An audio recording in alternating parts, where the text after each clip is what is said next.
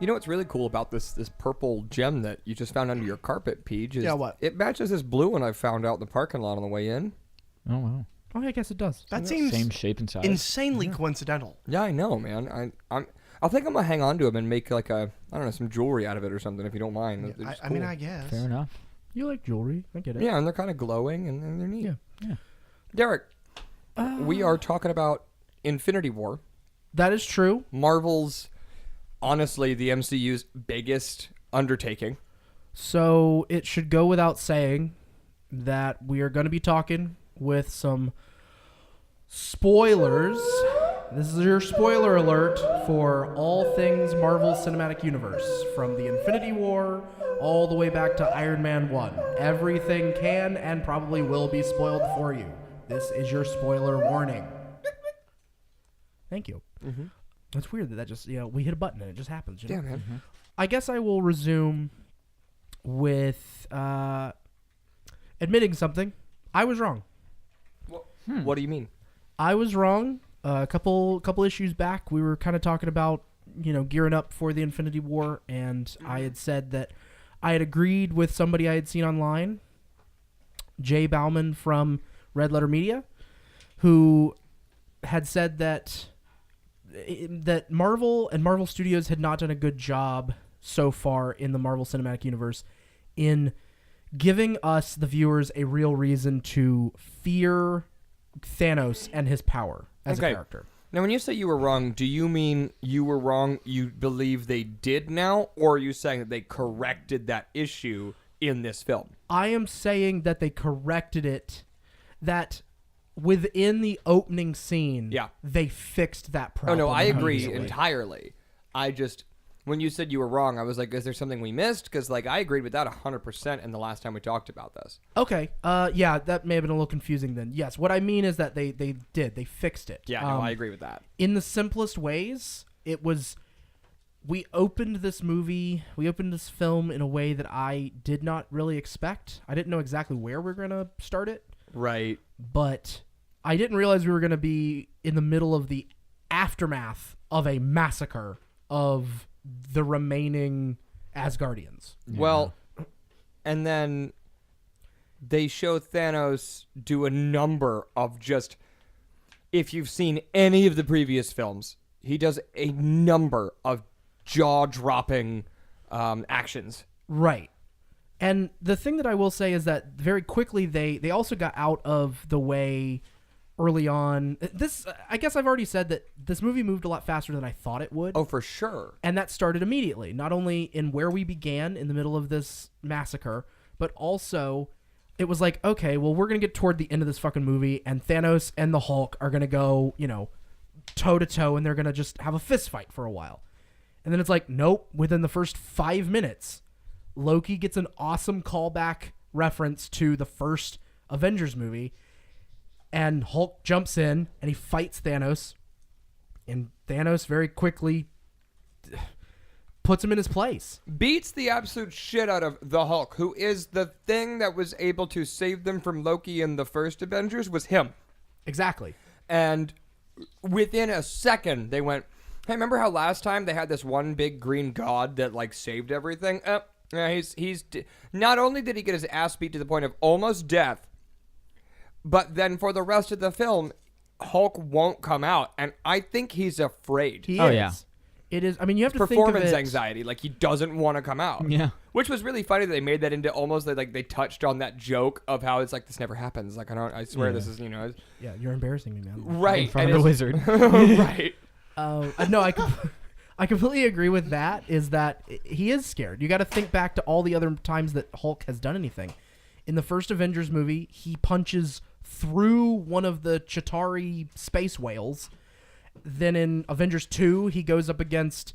The only times that he's ever been close to being beat are in Age of Ultron, whenever he goes up against the Hulkbuster, and then in Thor Ragnarok, whenever he goes against Thor in the arena. And the only reason that he kind of lost there was, the Grand Master stepped in. And the only reason that the thing about him having to tangle with Hulkbuster is that That's a suit made by a genius specifically to counteract the Hulk, who he's been studying for a long time at the point of making that suit.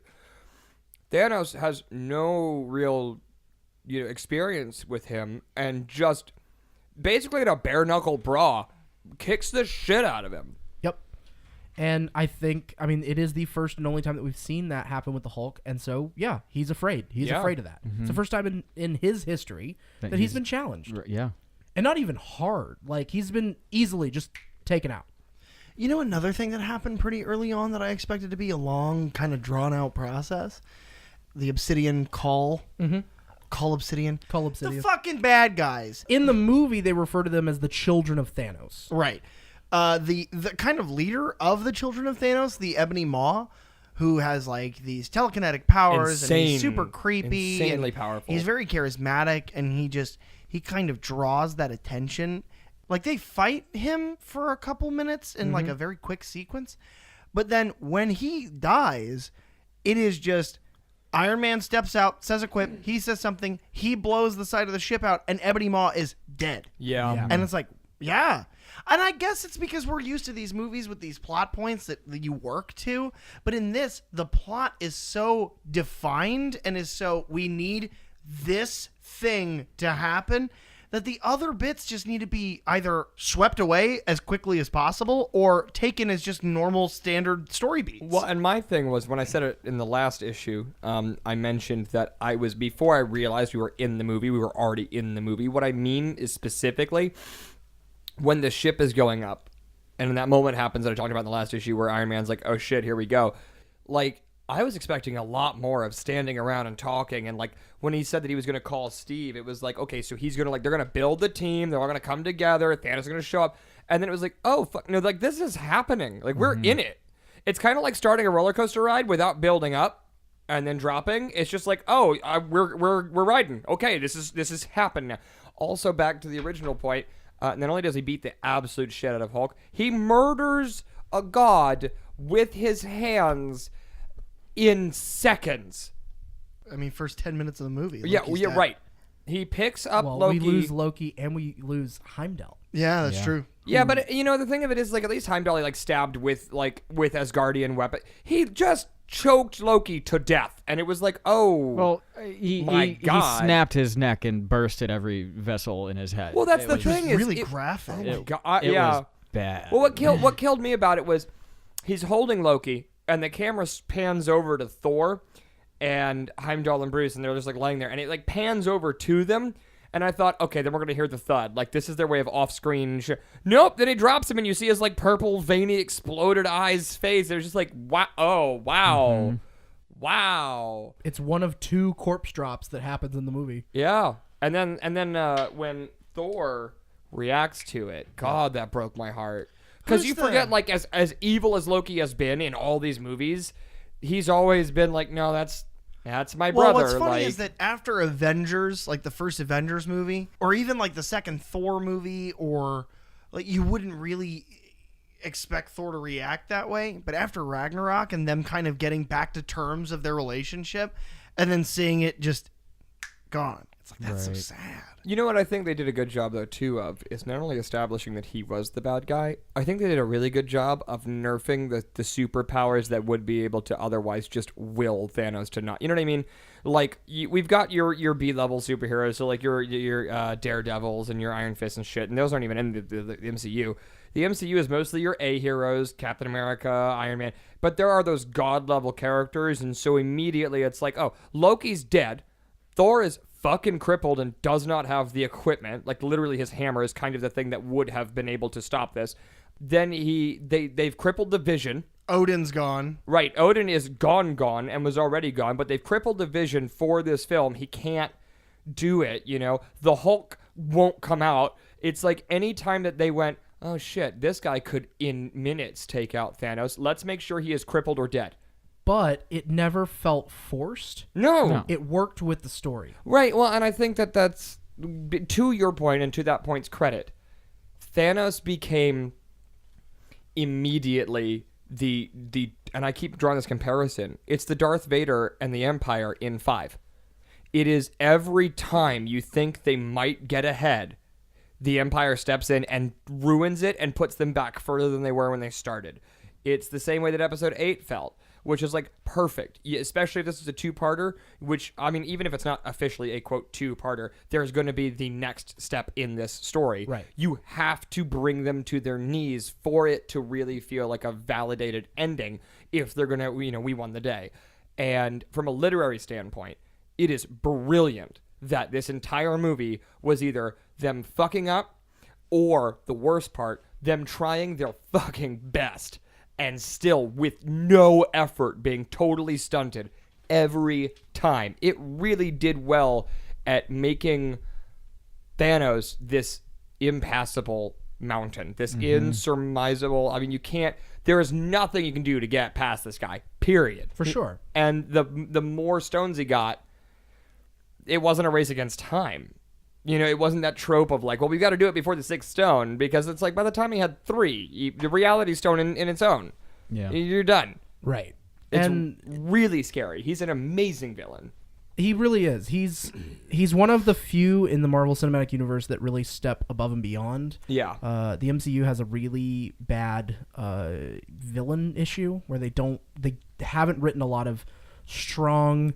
And when I say strong, not in strength, physical strength, I mean character-wise, they don't write strong villains. Yeah, I think Loki was great, and I think that's why it was important that he has motivation. Well, and he's come back a couple of times, but like as an Avengers villain, he was great.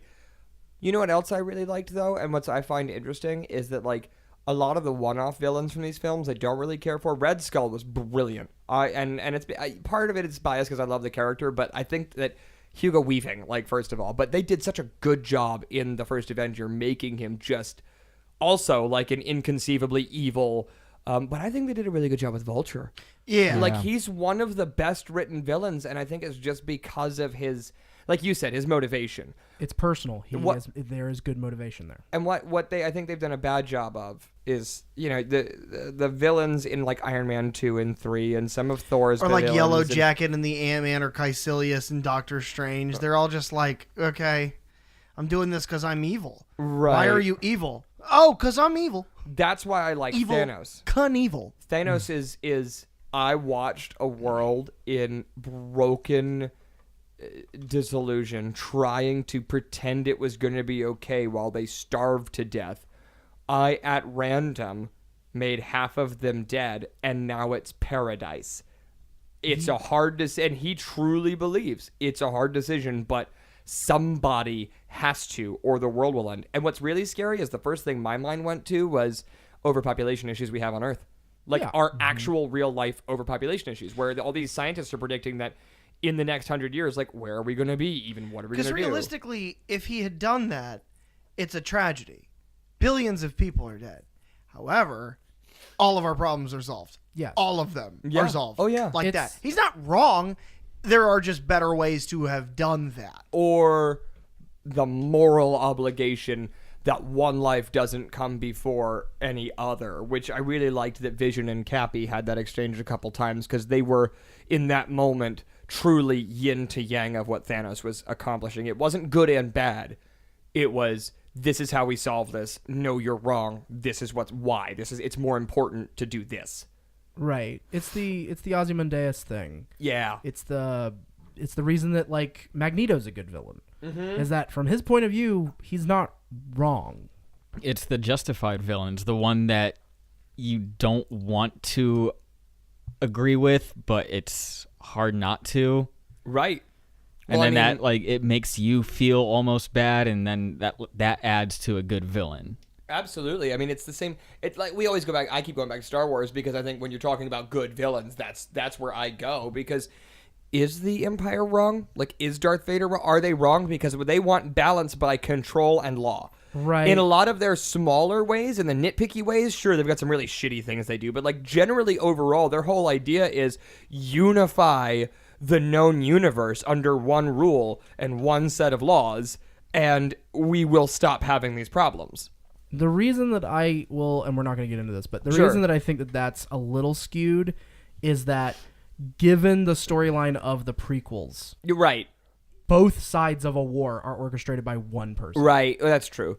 No, but I think that to get back on the rails here, Thanos is brilliant and you almost there are times when I felt bad for him almost. It was like, oh, You I kind of feel get his it. exhaustion. Like, and that's what I took away from Brolin's performance as Thanos.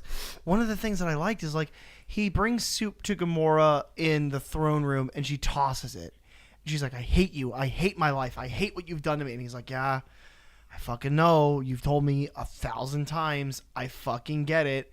And then they're all fighting him, and they're calling him a psychopath. And he's like, look, whatever. Call me whatever you want. I'm doing the right thing, so I don't care.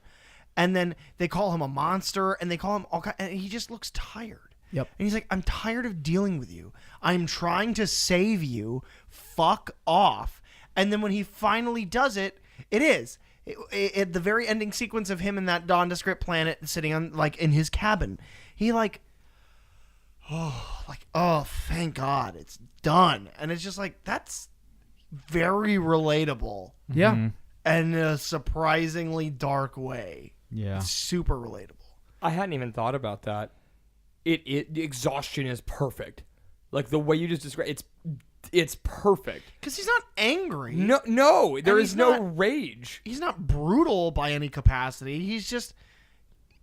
I'm just trying. Well, and he has I'm just trying to get this done. Like, and he has some kind of moral, in a weird way, his own moral compass of, like, he doesn't kill Peter Quill.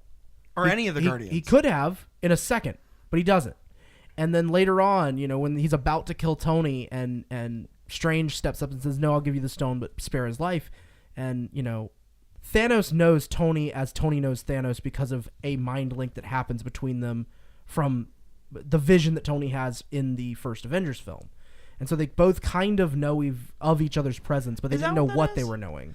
I just chalked that up to he knows about Tony Stark because every single one of these plans he has on Earth falls apart because of Tony. Well, no, because Tony even mentions it to Quill. No, I know him because of a he's mind been in his link. head. Yeah, he's been in my head for years. I think is what he said. Well, I took that from the Iron Man 3 perspective of, like, he has these panic attacks and, like, this anxiety because of I New kinda did, York. too. And I thought he meant, like, he's in my head, like, he's the force that keeps driving me He's to the do reason this shit. I took I know. I was with you. I took Thanos like the assumed- burden of knowledge, because that's the line that Thanos delivers. He's like, I too have the burden of knowledge. And I took that to mean, like, yeah, you keep getting my fucking shit too. Like, yeah, I know who you are. Okay. Yeah, that's... And that's open to interpretation, but yeah. But I think that he has that moment, and he says, whenever this is all through, half of humanity will still be there, and I hope that they remember you fondly. Mm-hmm. And it's like, I don't know, it's just this, it's like a pride thing, and it's like a humility thing. And even when he goes to like dominate and destroy Captain America, and Captain America has his hand and he's holding him back even for just that second, Thanos like looks and he's like, he's not disgusted or angry or violent. He's like, oh, Well, like, that's- I respect Well, you. that's what he says. He says, Tony Stark, you fought well. You have my respect. When this is all over, the world will know a great tragedy, but hopefully they will remember you for this. Right. And it's just like, he respects him. That's a it's lot. weird because a lot of people chalk up, like, for example, Ultron kills indiscriminately. He kills everybody. That's his drive. He's going to kill everybody there. But Thanos is such a psychopath that you never know. Right. He could kill all. Look at the Asgardians. He wiped them all out. And the dwarves. Just non like, with no sense of forethought, just killed them all. Well, Dinklage even says he promised me he wasn't going to kill us and then did it anyway. Right. And it's like, And I kept whoa. Which I thought he was going to do to Iron Man, which worried me for a second. Yeah. I kept But- expecting that moment of, like, I don't know. I kept expecting the moment of you promised you wouldn't do it, and him being like, well, I fucking did it anyway. I'm the bad guy. But he never does that.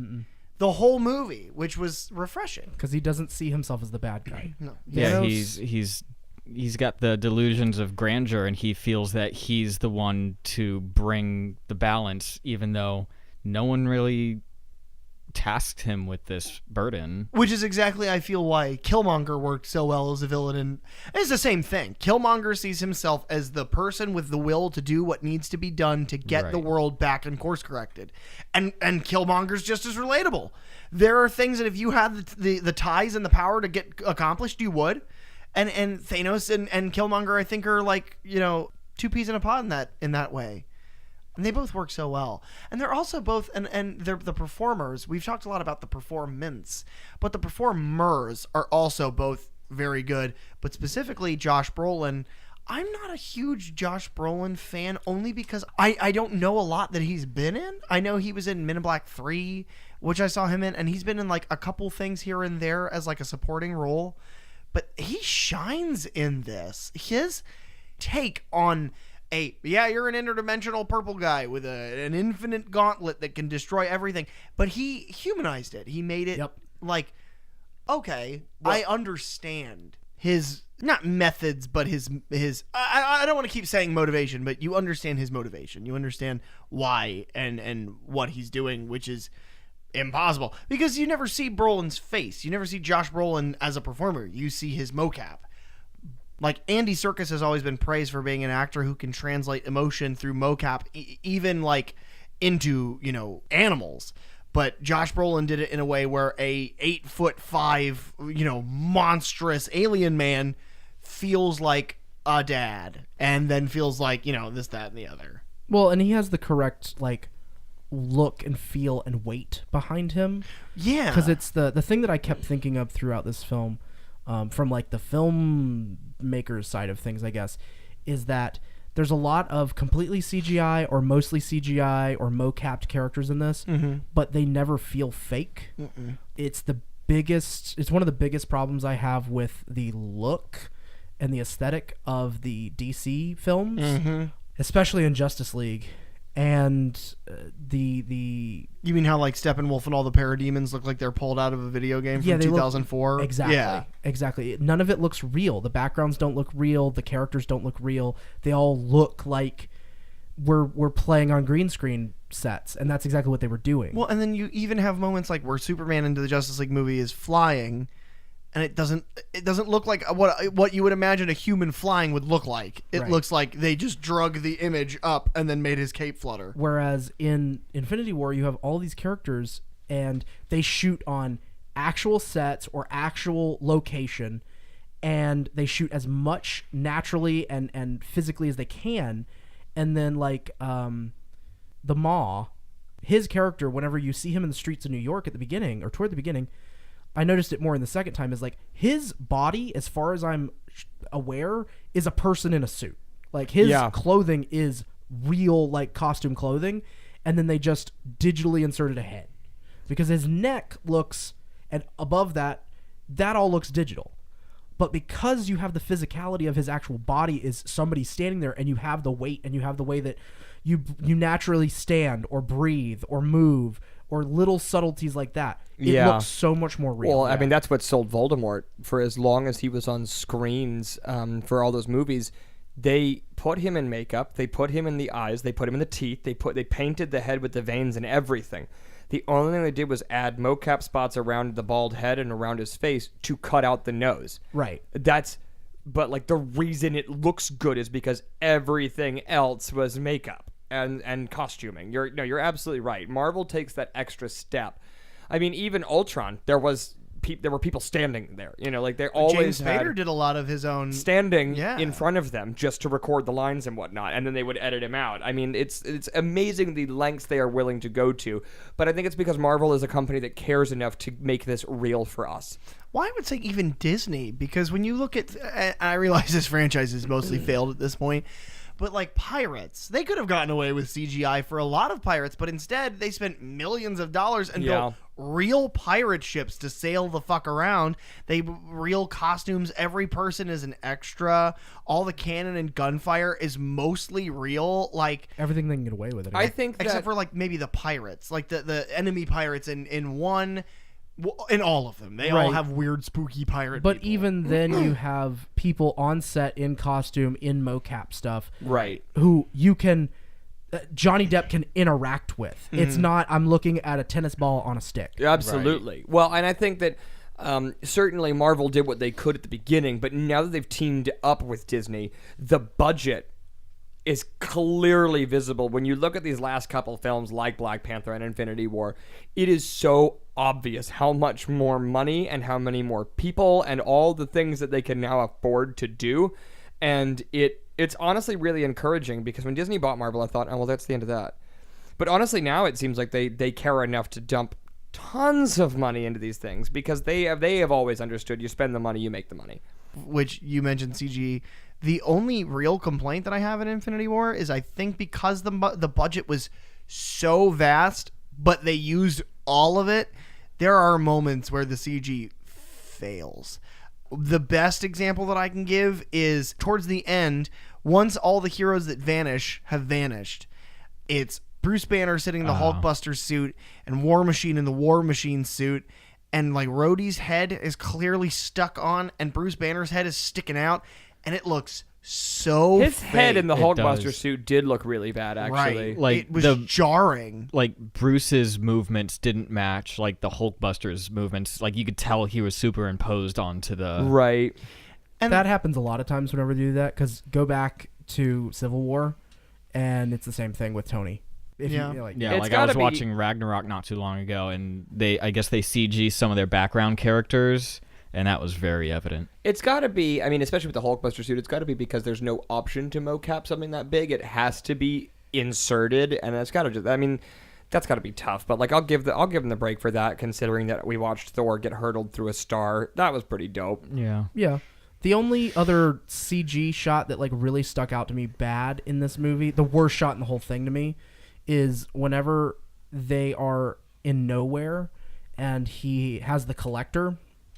When Drax falls and makes the noise and Thanos turns and he picks up the collector and he tosses him into that Yeah. box, that is the fakest It's looking like shot. that. It's like that ragdoll effect. Yeah. Yeah. And the motion blur is bad in it. I don't know. It's just that whole shot is fake, I would assume. And again, a lot of their vistas and a lot of these set pieces are digital. Yes. A lot of the characters are digital, some entirely. Rocket, Groot, Thanos for the most part. I think Thanos is all he's digital. mocap. Yeah, he's all. I know that the faces of at least the faces of all of the children of Thanos are mocapped. And it's mostly good. Some of it's a little wonky. But in between issues, Derek and I counted how many characters previously seen characters, how many make an appearance in this movie. And Derek listed them, and then we counted them, and it's 34. So you have 34 previously heard of characters in this movie. When you add the children of Thanos, that's 4 more. So, and that includes people like Pepper and Ned. The collector. That's fucking 38 characters. Yeah. So all 38 of those actors all have contracts, all have to be paid. You have to pay for the rights, you have to pay for the settings, you have to pay the directors, pay the writers, pay production value, you have to pay for all the set pieces. So on top of all of that, costuming, everything, you then have to mocap, you have to CG, you have to build these landscapes, you have to build these set pieces. I mean, I can't even begin to imagine how much money that had to have cost. The budget was like $230 million, right? Jesus. The estimated budget for this film is 300 to 400 million. That's fucking My God. foul. Well, I guess when you just made almost $1 billion off of Black Panther, you can afford it. Right. And then whenever your domestic total, that movie came out on Thursday. Thursday, the 26th of April, and by May 1st, it was at 305, 800. Opening It's- weekend, they made it back. It's made its budget back, and we are a week in. My God. So, That is- assuming that movie will be in theater, keep in mind, Black Panther came out in February, right? Yes. Yeah. That movie was playing in the theater Calvin and I saw Infinity War in, still in fucking 3D, the opposite ends of the theater. It was still playing. You could still get tickets. They were showing it as many times as A Quiet Place. And that movie has a 96% on Rotten Tomatoes and has been out for like a month. That's how popular Black Panther was. Think about how much money Black Panther has made. This is a movie, 50,000 times bigger. That movie is going to crush the box office, at least for a couple weeks. And a lot of that has to do with, one, they weren't going to have that one released on Blu-ray or home video before Infinity War came out, so they wanted to give people the chance to see it before seeing Infinity War. The other thing is that it waned a little bit, like interest and like viewership, but last weekend before Infinity War came out, it was the number 5 movie of the weekend. That's the point, is that politics aside, that is such a solid movie. It's just so stunning that that's really the only flaw that I have. It's like, hey, your budget, your $300 million budget may not have been quite enough to make everything look fucking perfect. You had a few moments that were just a little shy of physically perfect. I really did like some of the very apparent CGI things were like Tony's suit, for example, because this one is almost like a skin suit. Right. This one doesn't really function like an armored suit anymore. And some of those things were really brilliant. Yeah, that didn't bother me at all. Actually, same thing I guess with Spidey's suit. They true. looked great. Another thing is that Tony's suit, in a lot of shots, it's very clear that it's practical. Like, it's very clear that he's wearing it. It's probably easier for him to wear that because you have to remember, with the clunky Iron Man suit, there are just some pieces, like up under the arm, for example, that physically can't really exist. No, I get that. With but this like, one, I think they built him. the bit where his helmet phases off and he's talking to Pepper on his like inner or like his Bluetooth. It's very clear, and if not, that's the best CG I've ever seen in one of these movies. But it looks like a real, like, shoulders and chest. That looks real. It looks like you could touch it. I would guess that they did because all 3 Iron Man films and Avengers, I've watched all the behind-the-scenes stuff of all of that, he does have practical helmet, and a lot of his shots are at least in the torso. What they would green screen is like the underwear section and like some of the legs a lot of times, and occasionally like some of his the undersuit that he wears. Mm-hmm.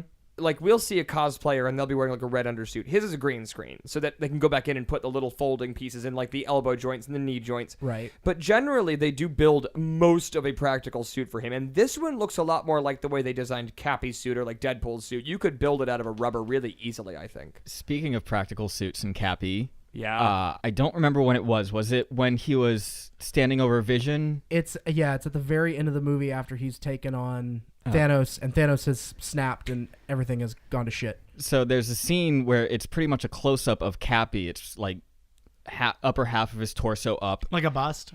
Yeah, and he's standing over Vision, and it's a close-up of he looks somber, and his suit is all torn up, and underneath the padding, like the blue padding, is the fish scale chest piece. Really? Yep.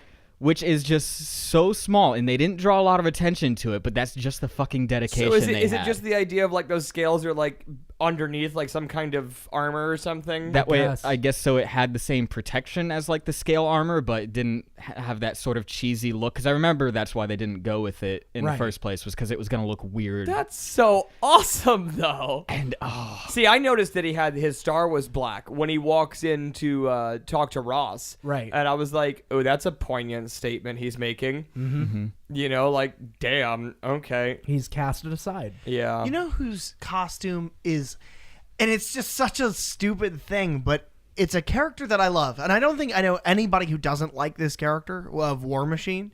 I think everybody agrees that he's a great supporting character. He's a awesome. goddamn great Avenger. Mm-hmm. Like, he's just a good character in these movies. They always make these little subtle updates to his suit from like Iron Man 2 to 3 to Age of Ultron, then Civil War, and now this movie.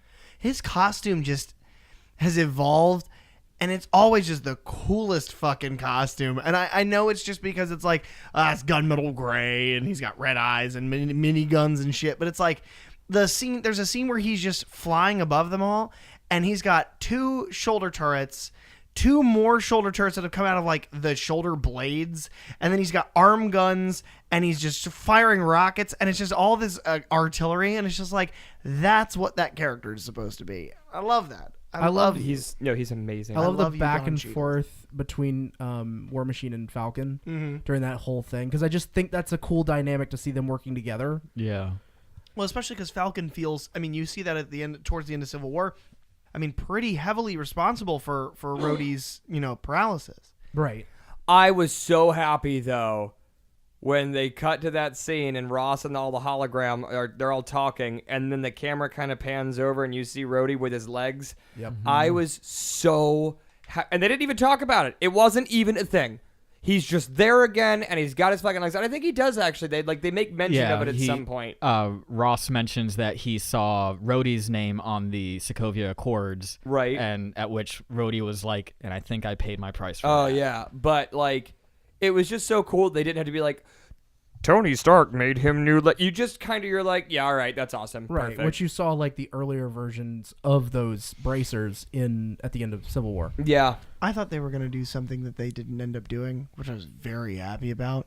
I thought they were going to homage Civil War 2, in which the beginning, spoiler for Civil War 2, Thanos punches through Rhodey's chest through the armor and officially kills him in the beginning.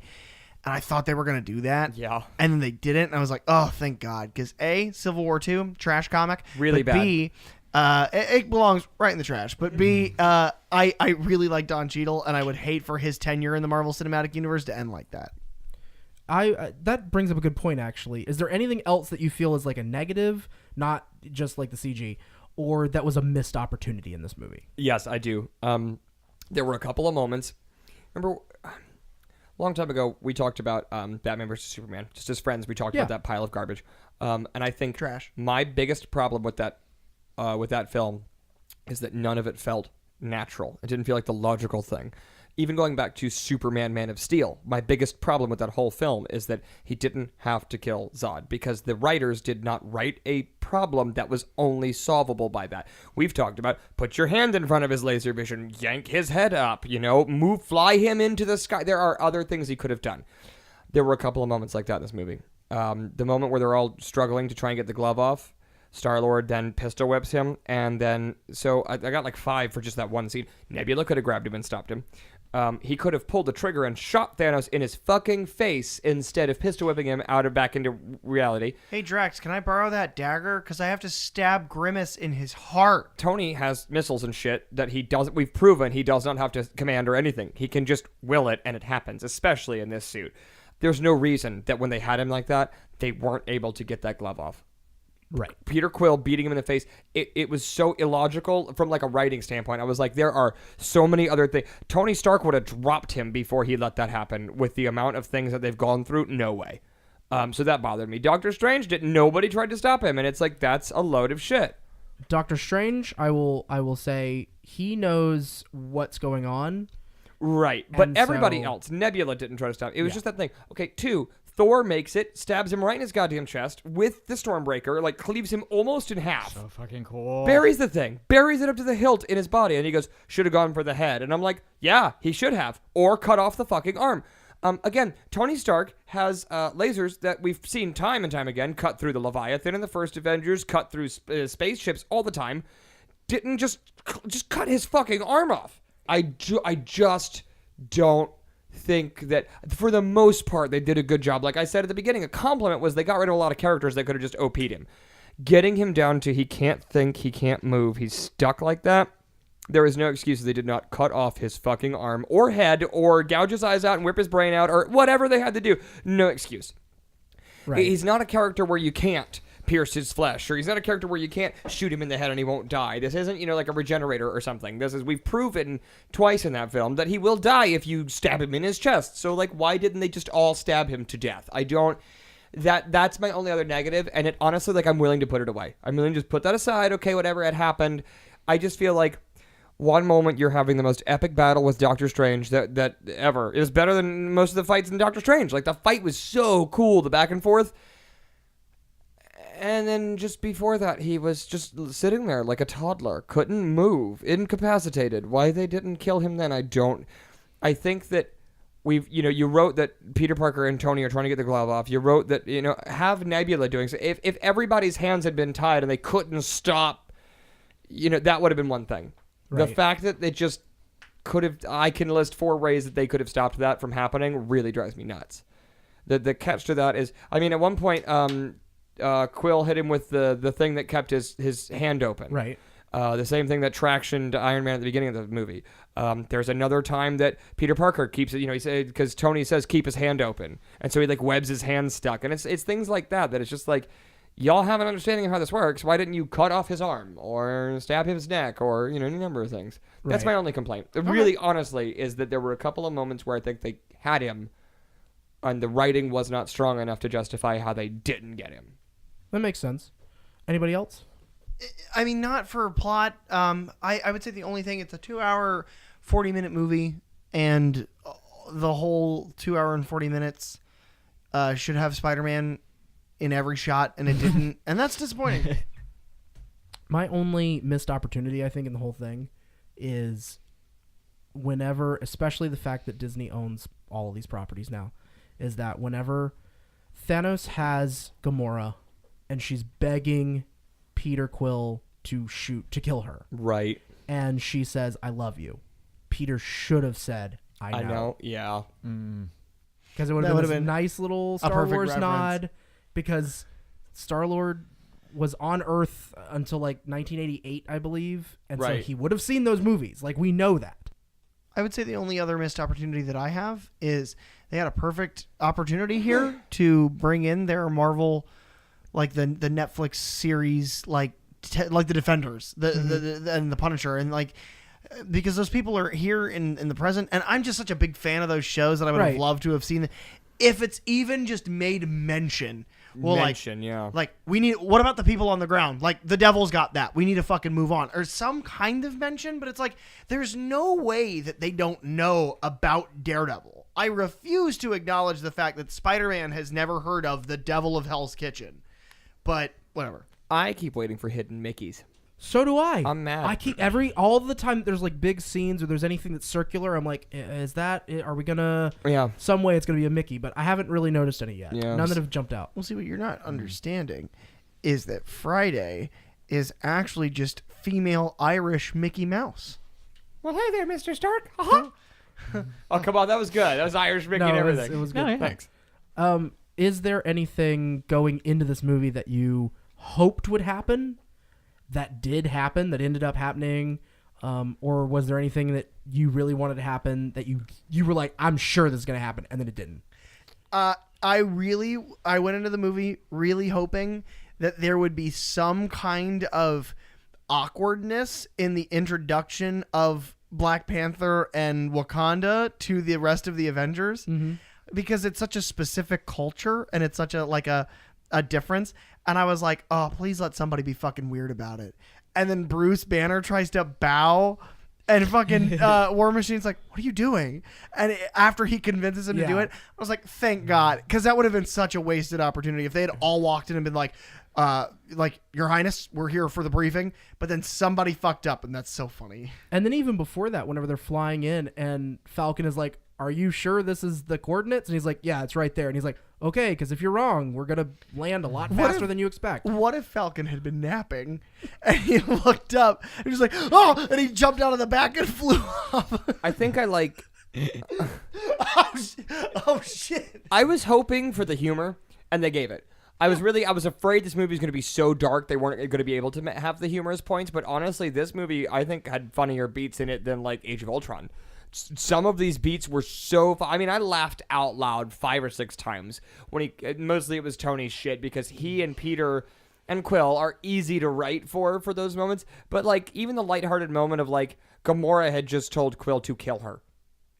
And then Drax has this brilliant moment where I move so slow, I'm invisible. And then she walks out and she's like, oh, hey, Drax. God damn it. And he like walks off.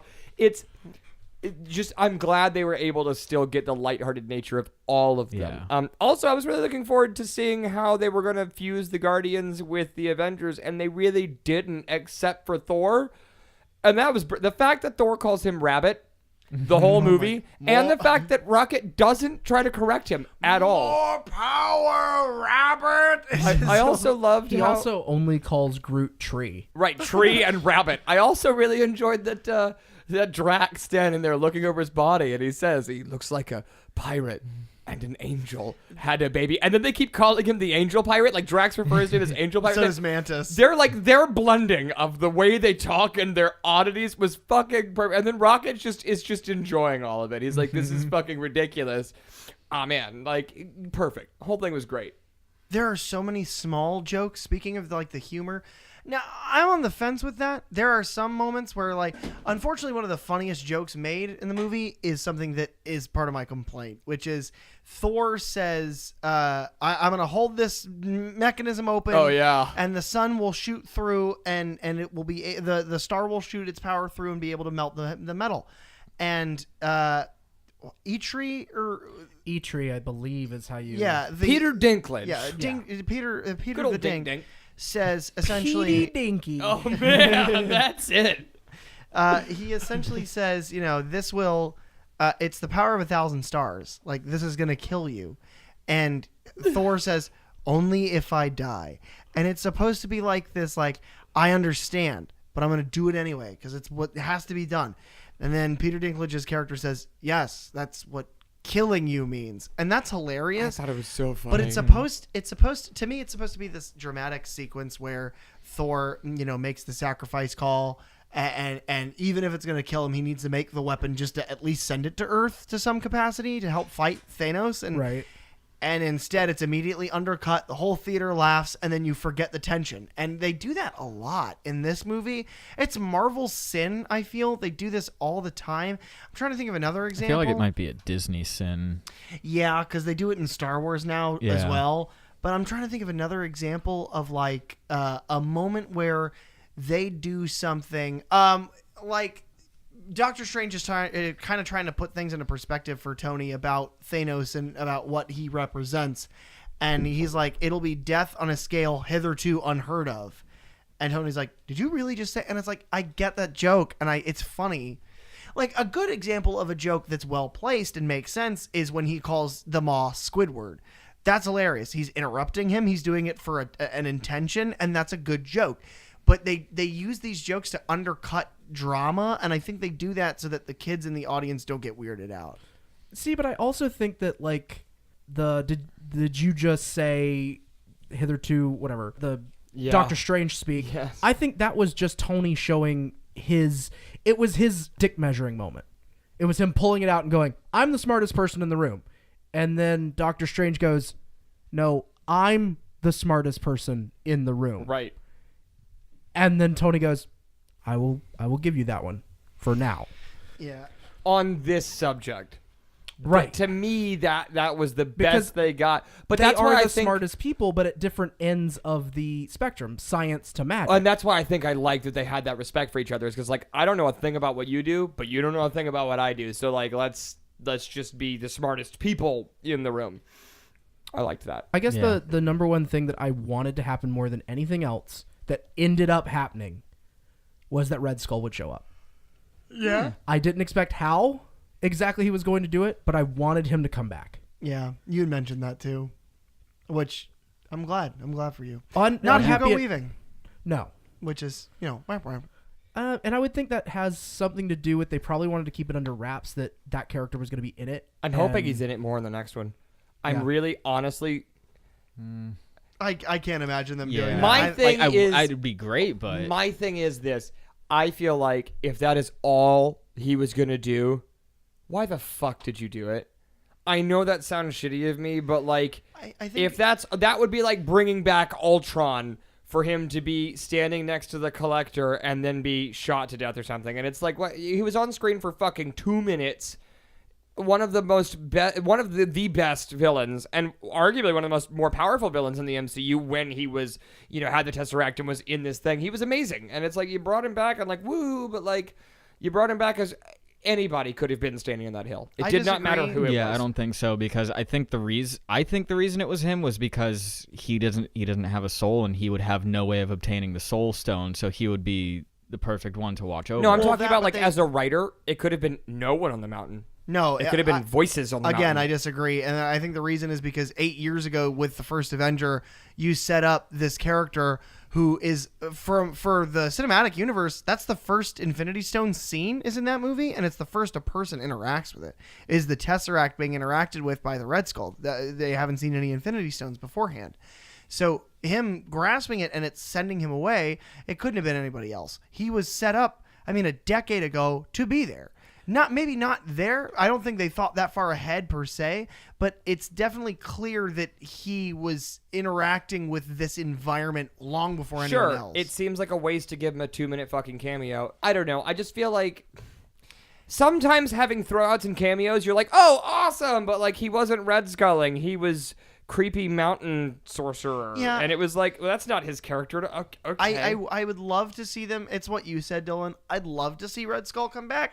I cannot imagine a universe where they recycle. Well, here's the thing. I know it'll never happen, but boy, would I love them to bring back like half their bad guys to beat Thanos.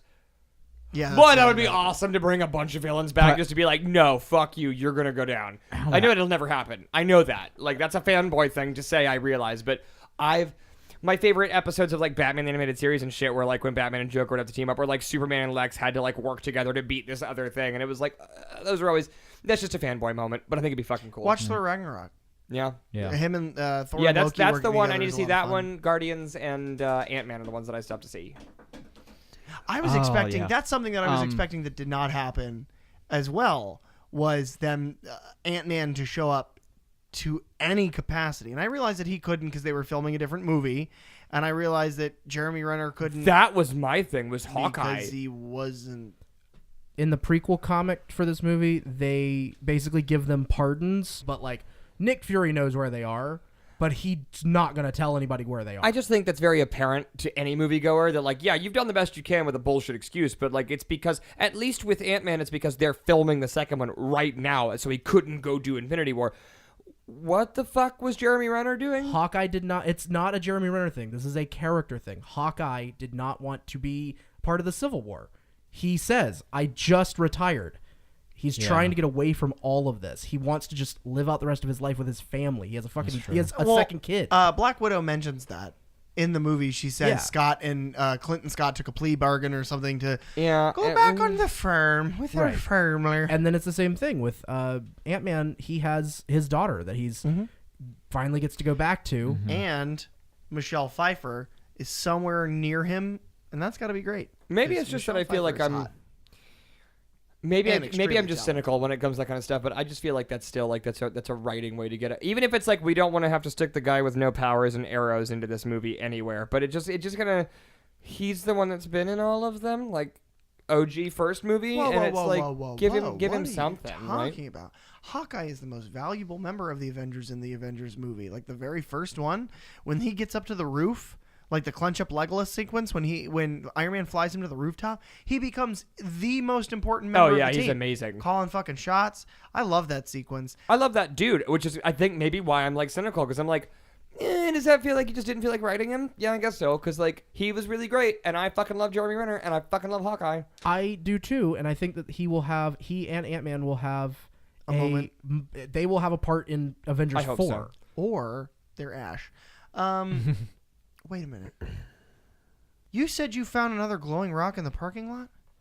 Yeah, dude, it was blue, and then you just gave me that purple one. Why? Isn't that another one right the fuck there? What, over here on your shelf? No. Look under the futon right there. Oh, no, I was seeing a Green Lantern statue. What? Oh, but that is a green rock, though. Oh shit. Here, let me see that. What is this, an Easter egg hunt? Let me just see it. I don't know. That's really weird, because it looks like the blue and the purple one. I mean, I guess I'll just hang on to this for a while. I'll just put it in my pocket. And Well, my question is, thanks. why are we finding these now?